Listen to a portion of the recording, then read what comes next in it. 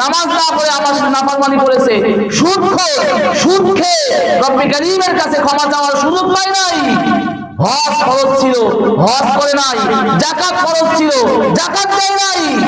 মিথ্যা কথা বলে বলে মানুষদেরকে ধোঁকা দিয়ে বোকা বানিয়ে সম্পদ অর্জন করেছে। খুলু, ধরো, ফাগুল্লু, আর তার বেড়ি পরিয়ে দাও। ধরো, সুম্মাল জাহিম সাল্লু, সুম্মাল জাহিম সাল্লু, তাকে টানতে টানতে হেসরাইতে হেসরাইতে জাহান্নামের মধ্যে নিক্ষেপ করা হবে। কিভাবে? সুম্মা ফি সিলসিলাতিন যারউহা ৭০ যিরাআন ফাসলুকু। রব্বে কারীম বলেন, এই বাধার জন্য, জাহান্নামীকে পাকড়াও করার জন্য ৭০ গজ শিকল দ্বারা, আগুনের শিকল দ্বারা তাদেরকে বেঁধে টানতে টানতে লাচ্ছাইতে লাচ্ছাইতে জাহান্নামের মধ্যে নিক্ষেপ করে দিবে।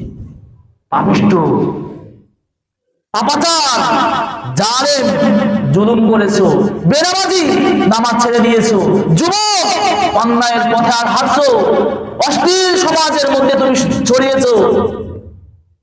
প্রিয় বন্ধুরা আমার, যদি আপনি ক্ষমা চেয়ে না নিতে পারেন, এই রজনীতেও যদি আপনি গুনাহ ক্ষমা করাইতে না পারেন, যদি কোনো মেয়ের সাথে আপনার অবৈধ সম্পর্কের কারণে তার জীবন যদি আপনি নষ্ট করে দেন, এই রজনীতেও আপনার জন্য কোনো ক্ষমা নাই, কারণ এটা বান্দার হক আপনি নষ্ট করেছেন।